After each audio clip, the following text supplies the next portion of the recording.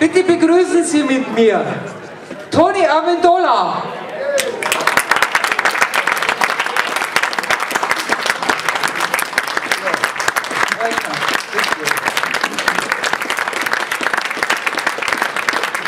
Vernon.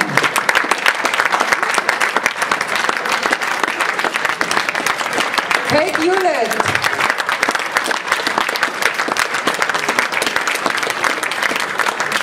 Arlene Martel.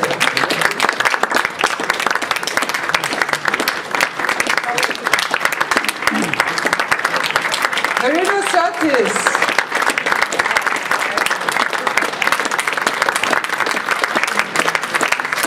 Wheaton.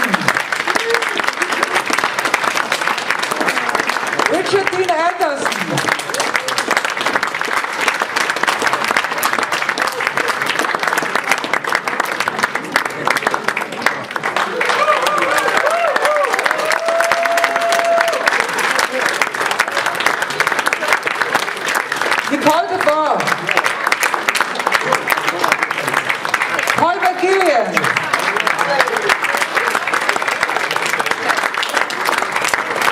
Dirk Benedict.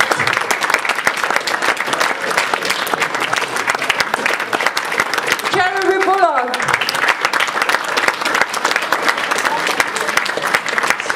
Piesse.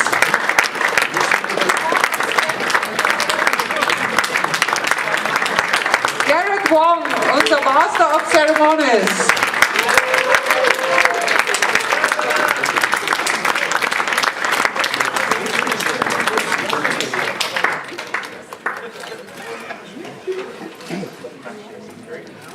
Welcome to FedCon's press conference. Welcome, ladies and gentlemen, in Germany.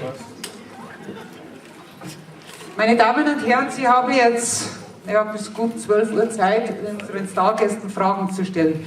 Bitte melden Sie sich bei mir mit Handzeichen und ich bringe Ihnen das Mikrofon. Please give me a hand sign and I will bring you the microphone. Keiner traut sich.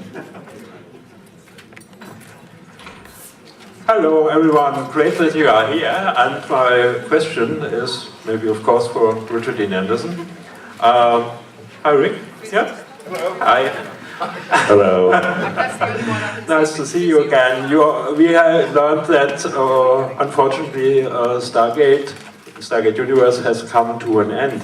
So what do you mean? Is there a future, at least for the third Stargate DVD movie in which you were supposed to play the lead role?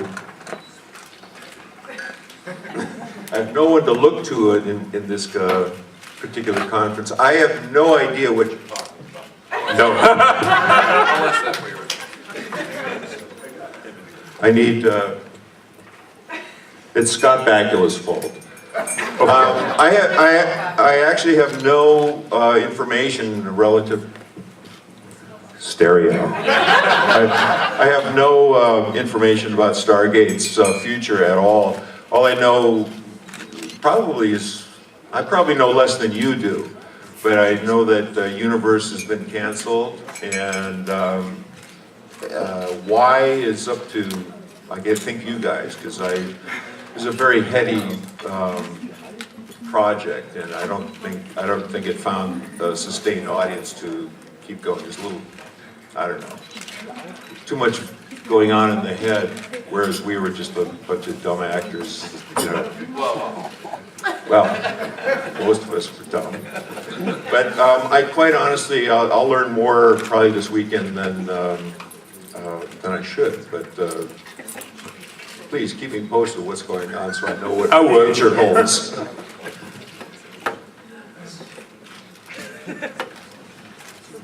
Is that good? Eine Bitte noch, bitte nicht jede Frage an Richard Dean Anderson, okay?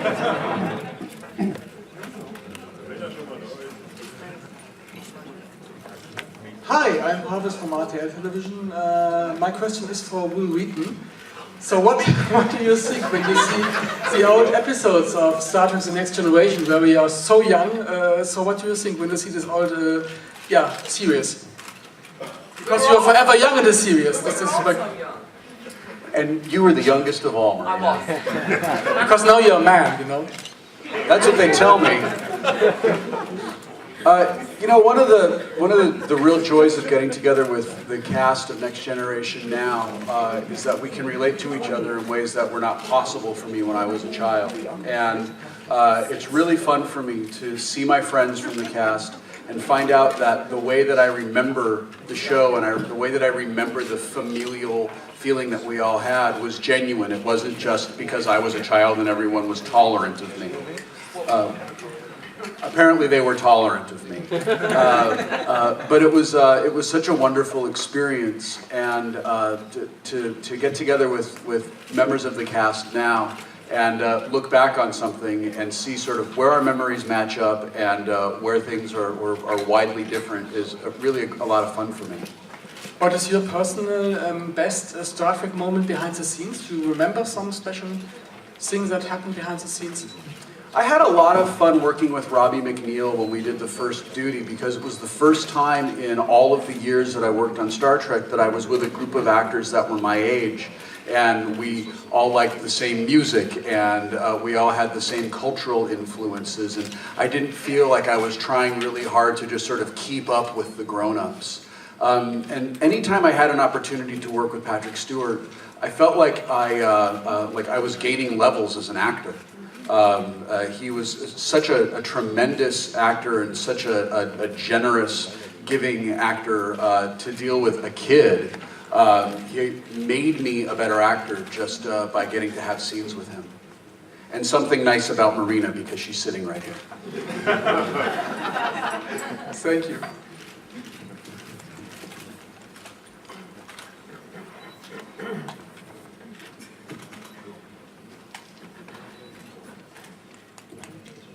Hi, I'm Piesse from Sat.1 Television. My question is for Richard Dean Anderson. So, here are a lot of people who really enjoy wearing costumes. What about you? Do you like to wear costumes in your private life? Truly, I do.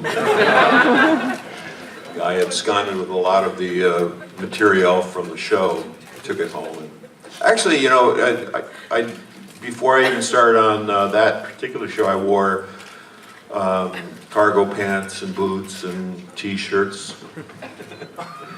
So they copied me, I'm sorry. Well, don't we all kind of like to dress up a little bit, or is it just me? It's just me? Okay, good. And I feel unique, or eunuch. Thanks. Yeah, it's the makeup that I've done without.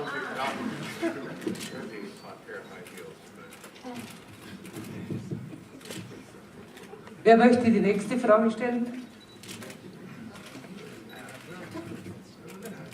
Hello, my name is Susanne Schwager from StargatePlanet.de, and I have a question for Kate Hewlett. So I saw on the internet that you were involved in Jesus, Harry Christ, which is now in post-production. And what can you tell us about your involvement in this movie without, of course, giving not too much away? Oh, I just got off an airplane, so I'm gonna just fall face down on the table in a second. Hi, everybody. I've never met Richard Dean Anderson before. Hi. He's nice. He's nice, yeah. Right here. Everyone can hear me, can't they? Yes, I worked on Jesus Henry Christ with Michael Sheen, who was a fantastic actor, fantastic person to work with. And I play his very pregnant wife, who he believes it's not his child. That's all I'm going to say. And it's a comedy. Yeah. It's going to be good, I think. Michael Sheen is a fantastic actor, and Toni Collette was in it as well, who I met in the makeup trailer. That was the extent of our connection. And who else? Lots of good people. Yeah. Thank you. May I add another question? Oh, sure. Any chance you are going to do another movie with your brother? We're not on speaking terms anyway.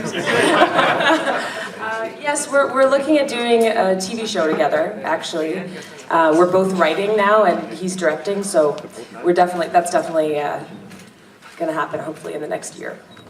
And maybe a movie, too, but for the time being, TV is more lucrative. Is there a working title for the TV show? Well, we're still working on Star-Crossed. Okay. And then there are a couple of other ones which are untitled. Okay. Yeah. Sounds promising. Thank you very much. Thank you. Thanks.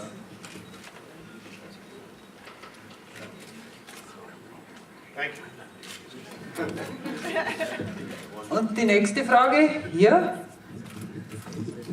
Hi, my name's Zach. I'm from Trekradio.net. My question's for Nicole. A lot of people, when Deep Space Nine ended, thought it could have gone on for, well, several more seasons.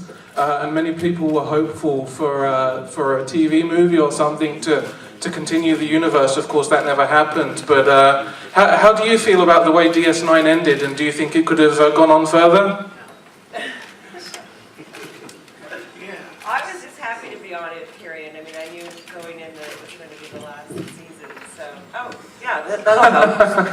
That'll help. I was just happy to be on it. I knew it was the last season going into it, so that was enough for me. Obviously, there could have been a lot more that Ezri could have done, like become, you know, a captain. That was my goal. And it never happened. I shot it all in my head, though, and it was great. I did become captain one day. I wish you all saw it. And that's it. I did actually think we were going to do a TV movie at one point, and I told everyone that was going to happen, and it was really embarrassing for me when it didn't happen. So, yeah.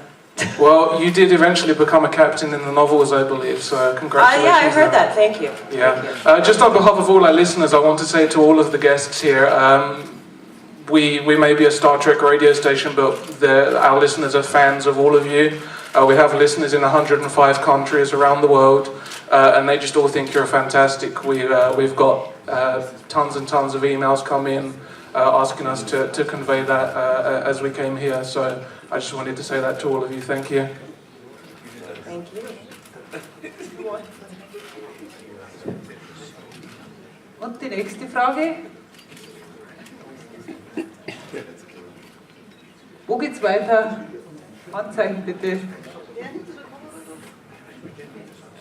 I have a question for Paul McGillion.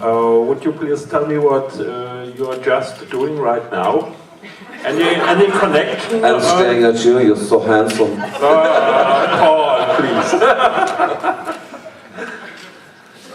You know, we got off the plane a little while ago. I'm hanging out with Nicole, the Boer, and everyone here. It's so great to be back in FedCon. I was here 4 years ago. It's the 20th anniversary, right? Yeah. Isn't that great? Yeah. Come on, Germany, let's hear. No, being good in Vancouver primarily. I got married a little while ago, so that's nice. You stutter when you say that. Because, you know, it's been a long time. It's been a long time, Dirk. Yeah. Not to him, but lovely wife. But no, things have been good. It's been very busy. As Stargate's come to a close, unfortunately, but the possibility of movies still is out there, I think, at some point in time, and really happy. I saw David Hewlett 2 weeks ago with Joe Flanagan in Vancouver. It was nice to see those guys. It was great, and yeah, it's been a busy time with lots of different films. Worked on a J.J. Abrams pilot called Alcatraz a little while ago, and I think called Captain Starship that we're doing with Ivan Bartok, who's a good friend of RDA's. And yeah, things have been very good. Thank you. Thanks for having me. Thanks. Kevin Katz from handicap-dortmund.de. I have a question for Mr. Richard D. Anderson. Slow down. Slow down. I do my best. I'm a bit nervous. So, your interest in social commitment, did it happen through the job, through your work on MacGyver, or did it was it triggered earlier? What do you mean by social commitment?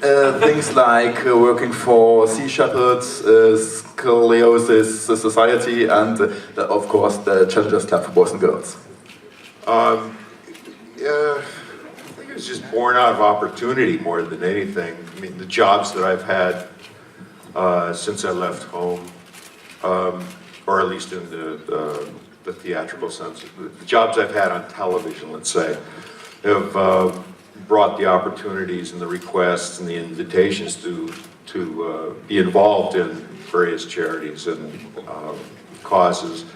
And it got to the point where I was saying yes to everything for a long time because everything seemed to be worthy of time and effort, money and attention, promotion. And then I just started, it became where I could have, basically I had to kind of pare it down and pick and choose and be a little more specific in my commitments. So Sea Shepherd has become the #1. I was on the board of the directors for quite some few years, and now I'm still an advisor.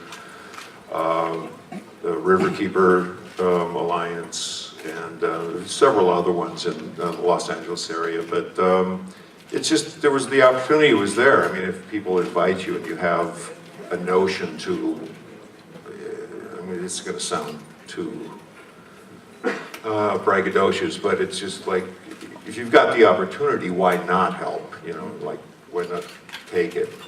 Because, I don't know, it's there. It's really fun to help out. Thanks a lot. Yeah. Let me rethink that answer and get back to you.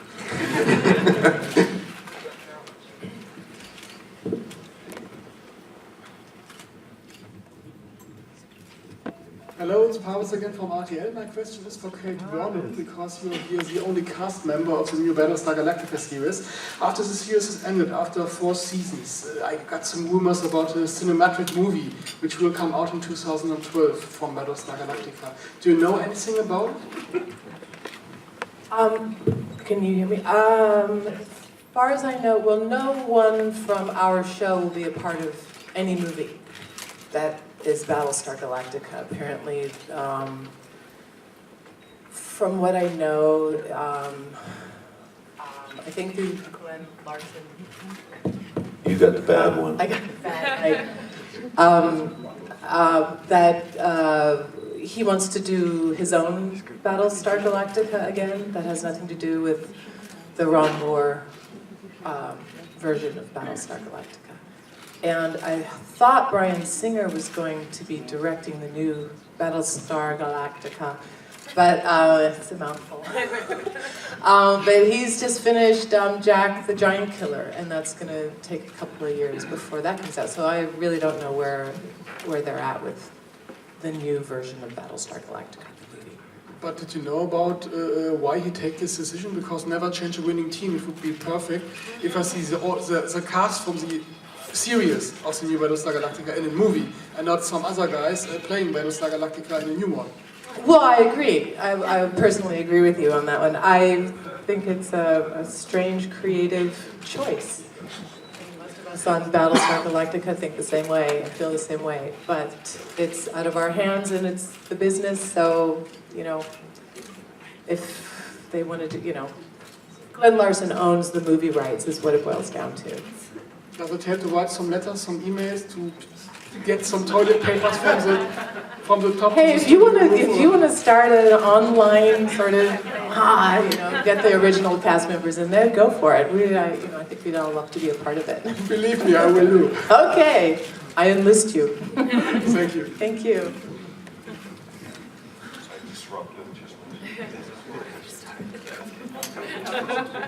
Nächste Frage bitte. How you been, Tony? I've been well. Good to see you, everybody. Hello, this is Stargate Planet again with a question for Tony Amendola. Yeah. So I would like to ask if you could tell us something about your current projects, Pizza with Bullets and The Son of an Afghan Farmer. Where are you? I'm here. Oh, there you are, thanks. Current projects. Piece with Bullets was just sort of a silly project that, called for a little bit of singing. I've never sung, so I thought anyone foolish enough to ask me to sing. Which character did you play in that movie? I played a character called Sammy the Voice. It's, but it was fun. It was fun just to do that. I hadn't been to Vancouver for about 3 years since doing Stargate, and in March and April I was there twice, and that was probably the most fun. once on a pilot called Once Upon a Time, which is a new ABC pilot that takes sort of classic fairy tales, and sort of incorporates them into, so there's two realities. There's the fairy tale character, and there's a counterpart that's in a contemporary reality. That's, and it's actually a wonderful script. And then the last one was a show called Chaos, which was sort of a tongue-in-cheek CIA sort of thing. What else? I had an arc on Dexter, which was great fun because it's one of my favorite shows. And but I missed Stargate and I missed the people. I haven't seen Richard. I don't know. God, it's been a while. And so it's a pleasure to be here and to be around you guys. Your enthusiasm and and now I know Froggen means question. Yeah, me for instance. Yeah.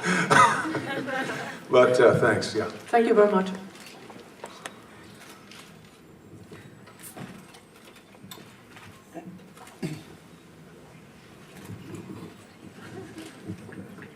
Hi, it's Zach here from Trek Radio again. I have a question for Garrett. Sorry, I didn't mean to frighten you. I'm here. Hi there. So a couple of years ago, I think in 2007, you did some work on the independent of Gods and Men, Star Trek of Gods and Men.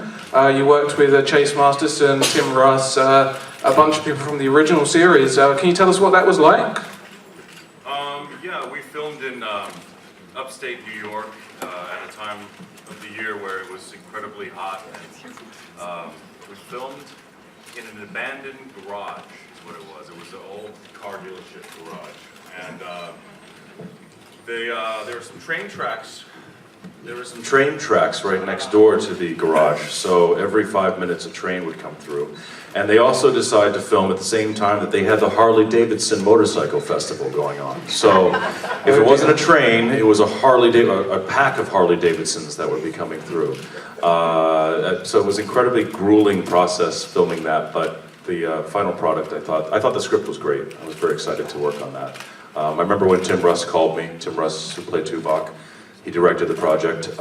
He asked me, would you like to work on an independent Star Trek film? And I said, absolutely not. And then he said, you're playing a character completely opposite of Ensign Kim. I said, absolutely, I will join this project. So, yeah, so I had a good time.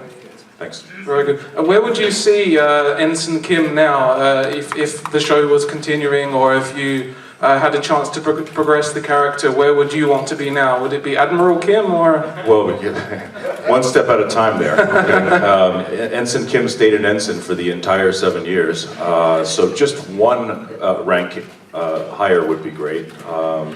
It's funny, I asked somebody in the US Navy, I said, if you're an ensign, which is the most junior officer, after 7 years, what rank are you? They said, oh, you're almost full commander, you're lieutenant commander by that time. So I will be the oldest ensign in the history of Starfleet, basically. Oh dear. Yeah. Okay. Just one for Richard as well. How many of your you were quite famous in SG-1 for your quippy one-liners and just humorous statements and such. How much of that was you, and how much of that was the writers? Well,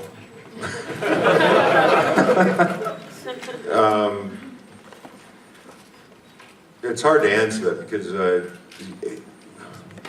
don't know, without going back into and define for you my acting approach to acting. It's oh, go ahead. Read my book. It's all in the book. The writers. No, they started having to really kind of, in the early goings, it was basically, you know, I warned them that I had some live wires that just hadn't been crimped properly when I was growing up, so just to be, you know, to be as open as possible to changes on the fly, and that's, during the rehearsal periods, that's pretty much where we would try and iron things out and get them to settle down, because it's just, you know, it's such an environment, it's like having a license to misbehave, and that's how I kind of treated it. not disrespectfully, but I did have to, as one of the executive producers, kind of pull it back and so we could get the job done. Otherwise, we'd still be there. But it became a collaborative effort. Thank you. He said safely. Thank you. Whose phone is that? I have a question for Dirk Benedict. Sorry to wake you up, Dirk. I can't remember anything. You don't need to remember. 1986. Yeah. A few minutes, we heard the question about a new reimagination of Battlestar Galactica as a member of the original cast. What do you think? Needs Battlestar Galactica even needs another restart, reboot? Anything? What's your opinion about that? Regurgitation. We need another regurgitation of Battlestar Galactica. I don't know. I don't. Does the world need it? No. I think the people, some of the people involved in the show need to keep this thing going on to the, forever, till they finally get it right. Maybe. I don't know. I don't know anything about the future. I'm totally ignorant of everything. I've been living in Ghent for too long. I've been living in Ghent for a long time, so I can get my way around Ghent, but I don't know what's going on with the Battlestar Galactica world. I'm sorry, I let you down. I'm supposed to have inside poop, but Glenn Larson is a close personal friend, but I haven't spoken to him for 10 years, but so. Okay. I think he has the movie rights. I think he owns the movie rights, so it's up to him, which means it'll probably eventually get done, him and Tom DeSanto. Okay, thank you. What? Good you. Wer möchte die nächste Frage stellen?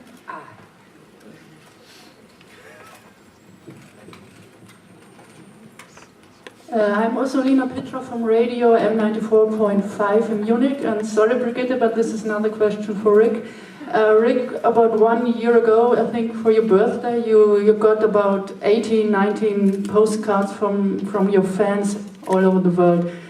I know that they still wonder if you had the time to read them all. 18 or 19? 80 or 90, I think. Million. I did? Yeah, I think so, you should. What do you mean? I got fan mail? No, postcards for your birthday last year. What was that?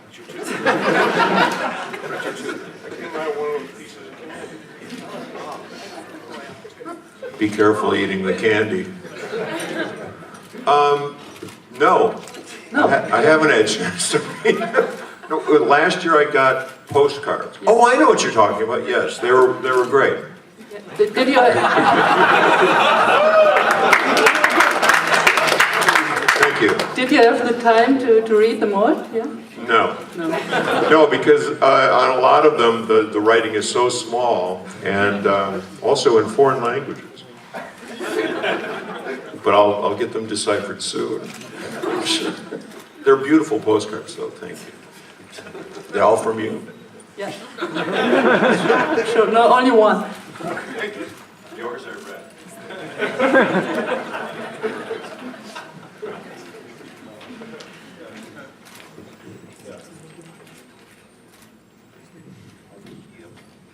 Hello, Kevin Kart again. I have a question for Katie Hewlett. Could you tell us something about Once in a Lifetime? No. Once in a Lifetime. Yeah, the thing about I read about it a bit, about a soldier making wishes for other soldiers or so. Did I get that right? Because you do charity for this, perhaps? I don't. I should. I feel horribly guilty now. Okay, no, sorry. I don't think so. I gave money to the Humane Society. No, I'm sorry. I don't know what that is. Was that on Twitter? Was that on Twitter? Yes. Oh, Twitter. Yes. I don't know anything about it except I just did what I was told. There was a list of things to do, and people bid on a tweet, but I actually don't know much about the charity. But I know it was, that's a horrible answer. No problem. I didn't know that's what it was called. Okay, thanks. Yes, great. Classy. Okay, 5 minutes left. Hi, I have a question for Marina and Will. About bloody time. What, been sitting there like chopped liver? You English Star Trek radio person. What about us? In the flagship show. Questions for Nicole. Questions for everybody else on bloody Star Trek. What about us?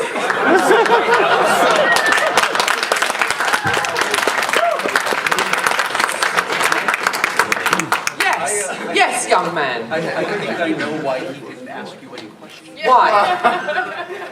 Why? Why didn't you ask me a question, you? And you're English, aren't you? Are you English? I'm English. Good, you should be ashamed. Okay. Yes, young man. Very good looking you are too. Unlike him. All right. I'm English as well. Okay, good, that's right. So am I. I'm from the company Gigaset, and we've been developing this product we're launching today. And it's basically come from housewives, but there was a point in our development when we realized it was, so close to TNG, Next Generation, and you both here representing it. You are essentially, for the company, two people from the future who've come in today, and we've been running up from the past with all this information that we get from our customers saying that we want to touch something on our body and talk. And you're the living proof of 10 years, 173 episodes of TNG. 187. I'm sorry. Not including the one with LaForge. I'm sorry. That's okay. All right. But I'd really be interested to know, what was it like living for 10 years, at least in the film world, without a phone? That all the communication you did was this, and sometimes it's very complex. You're talking with a computer, you're talking with another computer, then someone comes in the room, then someone's running along the corridor, and then it's all happening. And that for us in R&D and innovation is a nightmare. Just trying to get two people talking together is As this is a technical question, and I was never a technical, it sounds technical to me. I'm going to let my friend Will Wheaton answer this one. It's really cool to be part of something that helped create the world that we live in today. Star Trek inspired designers and programmers and scientists to reach for a world that was better and more interesting and more convenient than the one that we lived in when we were making the show. I have a tricorder app on my phone. Yes, I do. Me too. And it's really cool. And it's functional. Can't make a mic.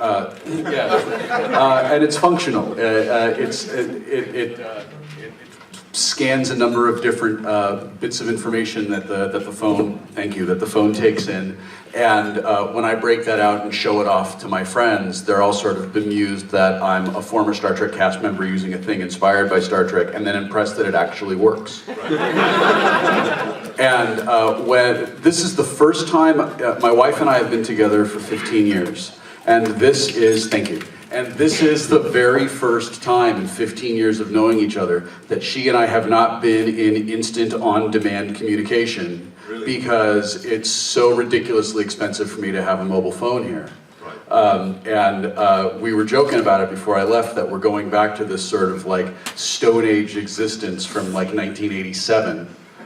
Where we had to actually plan phone calls and send letters and things to each other. So I'm incredibly proud to be part of something that inspired someone to eventually lead to the company that you work in. Right, thank you. Marina, can I come back to you? What product would you wish from TNG in the future to be real? Say holodeck. Okay, I toss up between the holodeck and the replicators. Okay, where would you really fall? Replicator or holodeck?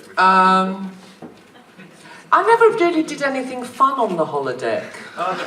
Did I? You were using it wrong. I was using it wrong, okay. I don't even want. My mind has immediately gone to porn now. Okay, all right. So I was right. Okay. You know, I kind of like the replicator thing. Actually, I would like the replicator because that would save me a lot of time in the kitchen. Yeah, as a woman, I would say, you know, a woman who cooks.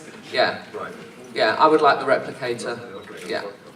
Thank you very much. You're welcome. Could I just add something to what you were saying? I'm over here. Oh, yes. Yeah, you know, on our show, to joke around with our communicator badges, I would pretend like, I would say, Kim to Captain Janeway, and then I'd go, Kim to Captain Janeway, wouldn't hear anything, and then I would imitate her voice like, hello, this is Captain Janeway. I'm not here right now. Please leave your message. Like it was an answering machine with the communicator. That's all. Thank you very much. Before we finish, I would like to announce Mr. Gerhard Reible for a special announcement. I don't know what he will tell us. We will see. Ladies and gentlemen, thank you for being here. Marina, as always, younger than ever. Good to see you here. And before you leave the building, you know, Elvis leaves the building, and before we get the photo shooting here, I've one special thing in honor of FedCon, in honor of Trekcon marketing for Brigitte, because Brigitte is our Hummel, Biene, sagen wir eine? Yeah?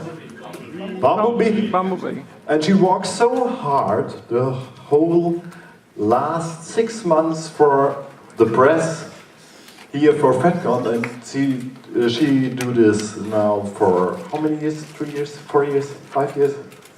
6 years, and it works. Yeah, it works, and therefore I have a small presentation for you. Thanks.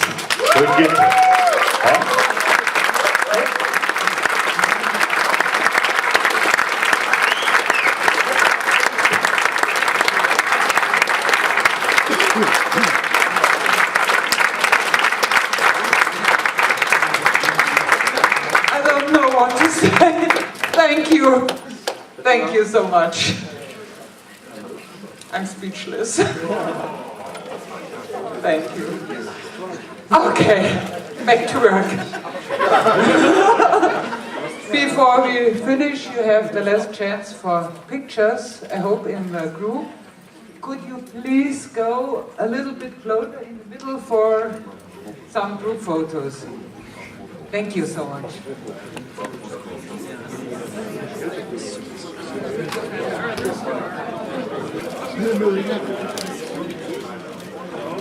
I know your name.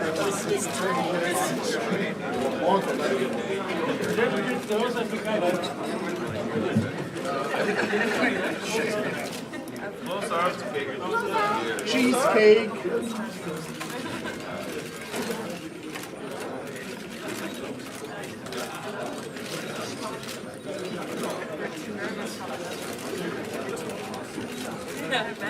Could you look to your left, all? Please? Your left.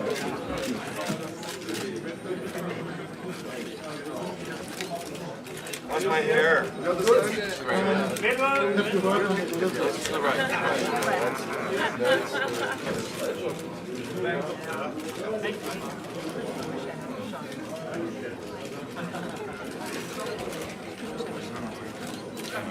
Marina. Greek blood.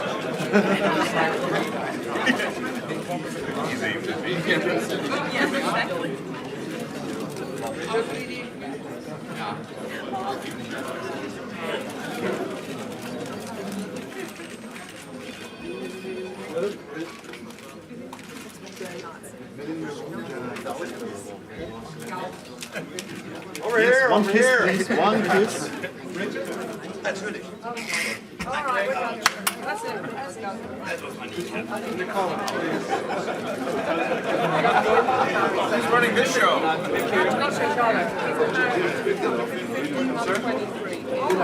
Be nice, be nice. All right, I'm being nice. If you would like to do an interview, I have questions. No, darling, I was just getting a laugh. You know what I'm like. No, she's just taking the piss.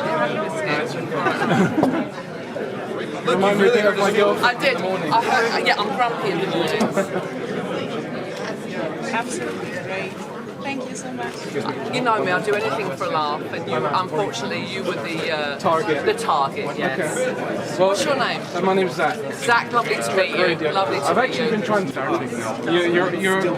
Your agent told me you don't have time, but I thought I'd ask. What's the I think the secret is that Gene Roddenberry invented something magical that was full of hope and optimism, and I think that connected with If not, maybe a telephone interview sometime? I just, you know, we told good stories, and we had good characters. Like 6 months. 6 months. Because I'm going right back to the public Vancouver for work as soon as I loved get us, home. and so it's like when you have, you know, Maybe like it's like the towards the end of the Beatles, year you or know. something, or- I you grew can up with the try. Beatles. I still love the Beatles, right? Even though 2 of them have died. And it's the same kind of thing. Okay. You see all these people outside with costumes. Can you believe representatives? I know. I think it's the best thing that ever happened in my life. Would you to be me, willing to to do be one involved thing with Star for me Trek, right now? and Could you say hi? it just I'm Will Wheaton, makes and me you're really listening to Trek happy Radio. that Yeah, absolutely. fans are so loyal and they still love us all these years later. Go ahead. Very much. Hi, I'm Will Wheaton. You're listening to Trek Radio. I'm taking this with me. I wanted to take it. Thank you very much. Cheers. Okay. Sure.